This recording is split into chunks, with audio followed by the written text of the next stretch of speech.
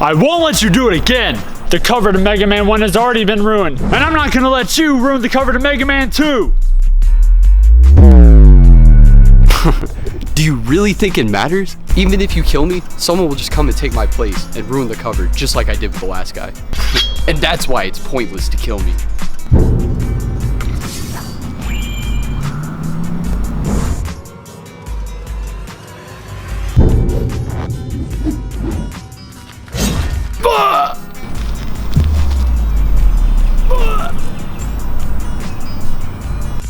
Why can't they just do a regular game cover? So guys, just before Mega Man ends, I'm reviewing Mega Man 2, the Squeakquel. A lot of people say this is their favorite Mega Man game, but once you start to talk to the Mega Man connoisseurs of the world, you start to see a lot more hate for this game than you'd expect. But all opinions aside, I legitimately think this is one of the best platformer games on the NES. I've beaten this game like 100 times at least, and I used to speedrun this game, so I think it's safe to say that I'm qualified. So we see an immediate upgrade from the first game with this intro cutscene right here. It pretty much just says, hey, Dr. Wily's back, go beat him, Mega Man. We also have 8 stages to choose from. Apparently you can't play the Dr. W stage. Also, I like how they changed the background from hex color number 2464F0 to this pretty design for the stage select. I'm actually going to play the game in the most unorthodox order I can think of and talk about the glitches and speedrun stuff that I normally do later, by the way. So of course, that means I'm doing Quickman stage first. I'm sure the first thing that comes to most people's mind when they think about Quickman is that his boomerang sticks out of the frame a little bit. Isn't that neat? Wait, what? Most people didn't notice or care about that? Then I mean, I'm sure the first thing that comes to most people's minds when people think of Quickman are the lasers in his stage. They kill you in one hit if they touch you, which, you know, isn't good. But the lasers honestly aren't that hard. They're like most basic magic tricks. They get you the first time, but sooner or later you'll figure out the trick and then you won't get got by it ever again. Hey, I saw you put that card up your sleeve, you dirty dog! But the rest of Quickman stage is really fun, I think. I mean, well, I think the lasers are fun too, but the way this stage looks is just cool in general, and the enemies are really interesting. Later in the stage, the lights start to turn off, leaving you in total darkness with your path only illuminated by the flames of your enemies' attacks as they hurtle towards you. And if you kill them, the lights go back out, so that's cool, I guess. The Quickman boss fight is actually really fun, especially with your regular weapon. I mean, P? Does that stand for like plain old dude or like what? Normally you use Crashman or Airman's weapon against Quickman and it goes by pretty quick. But with the P pellets, the fight is really fun. After Quickman, let's look at Heatman stage because beating Quickman will not help me in any way here. So we get these weirdos hopping around in the beginning, followed by some basic platforming over lava, you know, your basic video game stuff. The level is actually fairly short. After the first section, there's a wannabe disappearing block puzzle, followed by some more tedious disappearing block puzzles that aren't hard, they just take a while to do. After all that, you get the hardest block puzzle in the game over lava and over a pit, so if you fall off, you will definitely die. Most people say you need the rocket item from Airman to beat this level, but it's really not that hard. Those people need to go head over to Weenie Hut Juniors if they know what's good for them. By the way, I really like the boss doors in this game. Something about the sound it makes and the way they look gives it a significant aura. Like, yo, you beat the level, but here's a full room to yourself with a checkpoint and everything right before you fight the dude who runs the place. Anyway, Heatman is laughably easy, and we're heading over to Crashman stage because without Airman's weapon, the boss fight is a nightmare. This stage is like Electman stage 2. There's a lot of vertical movement, but I think it's done much better in this stage. The first few rooms are kind of annoying with all these blue trash cans floating around and having to wait through these auto scrollers, but after that, the level gets better. This section is where it becomes obvious there is some elements from Electman stage, but it kind of sucks that these birds just be dropping their eggs on you like that. Like, what am I supposed to do? After all that, you get to the boss fight, and it's really hard. Oh yeah, RNG manipulation. The next stage we're playing is Woodman stage, and it's alright. It's probably my least favorite of the Robot Master levels, just because it's kind of boring. Like, there isn't anything particularly wrong with this stage, the environment is cool, the Blue Jaguar mini-bosses are cool too, and I really like the gorillas that hop on. But every time I play this stage, it just feels like a chore for some reason. The Woodman boss fight is the easiest thing on earth, because it's one hit from Heatman's fully charged weapon. But even without that, the fight is really easy. Next up is Bubbleman. Ah! Avert your eyes! It's the background of Bubbleman stage! Oh. Sorry about that, the first part of the level is cool, but I'm gonna spare you the cataracts later in life. The rest of the stage is underwater where you fight crabs, fish, and Metroids? Me and various others have wondered why there are Metroids on this level, and as far as I know, there are no answers! Why are there no answers? That doesn't make any sense. It's not like this is a controversial topic or anything. Like, why can't you just confirm that these are Metroids or not? Why, Capcom? Why? Anyway, there are a few spikes littered around the second half, but they aren't too hard to dodge. Oh wow, we mysteriously appeared at the boss door. Good thing there wasn't any more horrible eye torture after that. The boss fight with Bubble Man is one of my favorites. With Metal Man's weapon, it goes by in seconds, but with P, you get a nice little battle before you eventually murder him in cold blood. Airman stage has a cool but interesting aesthetic. Like, what are these things holding up the floor? Are they alive? Do they have feelings?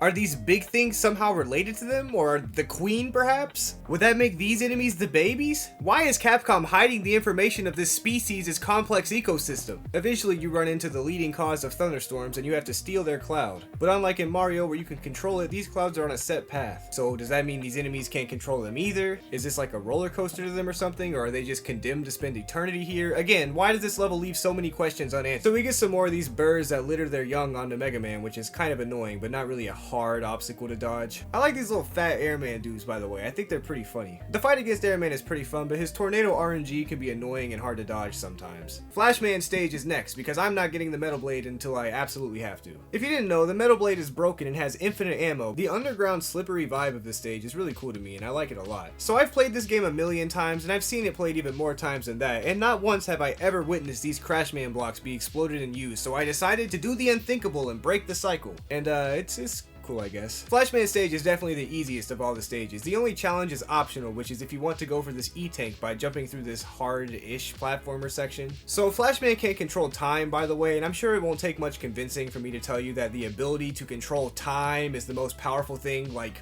ever, but I'm not going to even get into that. The fight is really easy. He just freezes you for a few seconds and sometimes shoots near you. I don't know why he doesn't just keep you frozen, but whatever. Metal Man stage has an E-Tank up front, so shoutouts to the homie Metal Man for that. There are these spiked chandelier things in the beginning that aren't that hard to dodge if you're patient enough, but are really iconic for some reason. There's a lot of conveyor belts in this stage too, which normally annoys me in video games, but I think it works well in this stage. Also, what in God's name are these things? The Metal Man fight is kind of hard because he shoots whenever you shoot.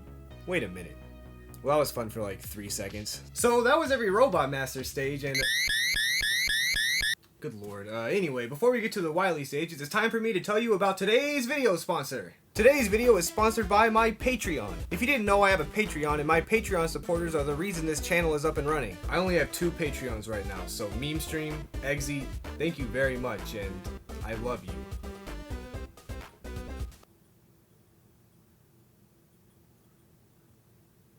So the first Wily stage plays probably the most iconic Mega Man music to exist, and you've probably heard this even if you don't know what Mega Man is. So the beginning of this stage makes you use item number 3 you get from Flashman just to make sure you know how to use it, I guess. There actually isn't that much to this first Wily stage other than like the last 2 rooms. And this one you just gotta get from here to there, so again, they're just making sure you know how to use item number 1. And then the boss fight on this stage is actually really good. As you walk out, the floor underneath you starts to turn into hard to do jumps, and then a giant dragon just shows up behind you and starts chasing you while the blocks that you were jumping on start falling into the abyss below. Eventually, he leads you to these 3 floating tiles where the final showdown between you and the dragon go down. It's pretty easy to mess up and die in this fight, but like 8 or 9 times out of 10, you should be able to successfully whip out the quick boomerang and mess him up. The second stage from the get-go is like, hey Mega Man, you know how to use item number 2, right? Also, real quick, you could do this if you don't want to waste like 3 crash bombs, by the way. The rest of the level is pretty fun with some enemy killing, spike dodging, Metal Man stage, redux, and some more spike dodging. The boss fight in this stage is the entire room.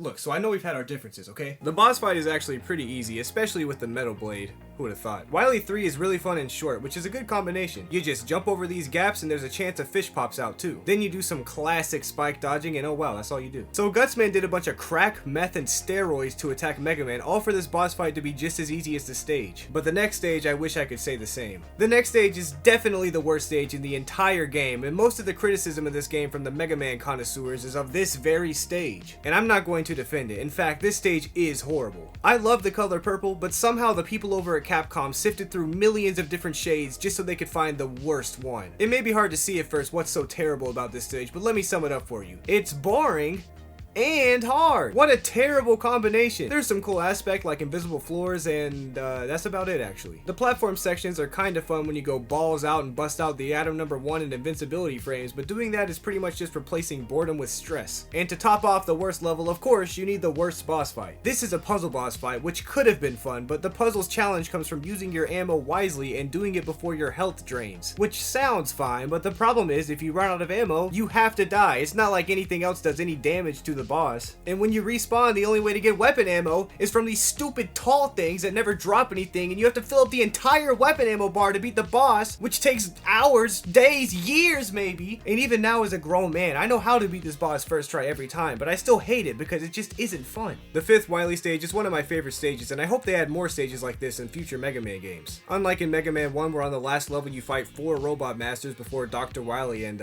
2 in this level for some reason, you just get to fight all 8 in this room, and that's the whole stage. This to me is really fun, and this honestly couldn't have been done any better. I wish Legacy Collection and in most games with boss fights, they just added a boss fight mode or something where they just spawn you in a room like this, and you just like fight the bosses. Anyway, after you fight all the bosses and find out Metal Man dies to his own weapon in one hit while everyone else just takes like 3 or 4 hits from it to die, Dr. Wily pulls a classic and rips out the machine where you beat him, but then there's more. Dr. Wily manages to escape and get sent to this eerie, earthy section. There's no other level that looks anything like this in the whole game, and there's not even any music playing. The only sounds you hear are the drops of this red acid stuff from the ceiling as you go further. You eventually pull up on Dr. Wily metamorphing into an alien. Oh my word! None of the weapons you have or even your pee will do any damage to him except for Bubbles. This fight is actually kind of hard because he does a considerable amount of damage to you when you fight him, but eventually you beat him and it turns out Dr. Wily was just controlling a robotic alien? What is this, the Wizard of Oz? After that, Mega Man walks for an entire year before taking his hat off and leaving it somewhere.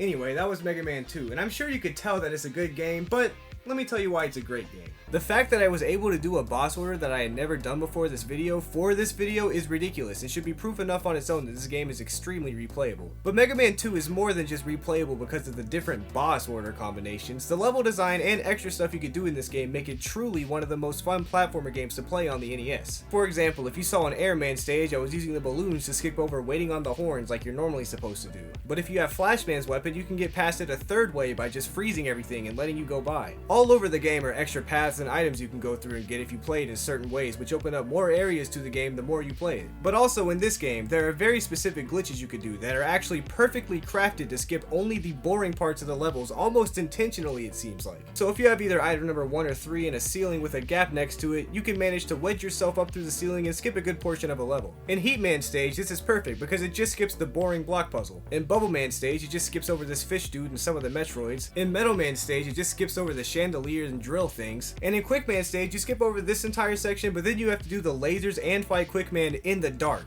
which in my opinion makes it even cooler. Also, there are some areas in the game where you can break out of the map entirely. A popular example of this are the various boss glitches where an entire level is loaded into that stage's level palette, which is kind of interesting to look at. But also, there are very specific places you can do this, like here in Crash Man stage where you specifically skip the auto-scrolling platform section, like thank God. And oh wow, Woodman stage has a glitch where you can skip the entire thing. How convenient. I know a lot of people are probably thinking, bruh, these are glitches. You're pretty much just cheating. This isn't part of the review because it wasn't intended in the game. You obviously don't have to use these glitches, but the fact that there are things like this in the game at all that let you skip the boring areas is just amazing. And besides, imagine if you told that to any Melee player. Like half the gameplay in Smash Melee is just glitches, so I think the game's existence is proof that glitches are worth discussing at the very least. So yeah, Mega Man 2 is an amazing game, and with all of its good intended level design mixed with the unintended but useful glitches, it's easily one of the best, if not the best, platformer game on the NES.